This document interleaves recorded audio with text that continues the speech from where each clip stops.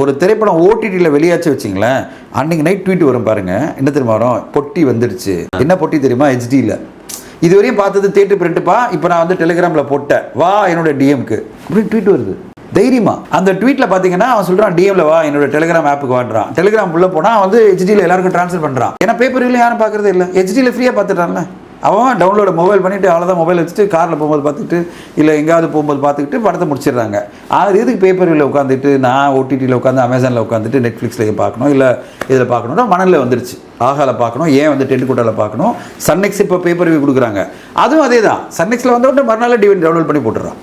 OTT என்பது எல்லாமே ஒரே மாதிரி தான். ஓடிடின்றது ஓடிடியில் வந்துருச்சா அப்படின்னா அர்த்தம் ஹெச்டியில் படம் வந்துருச்சு.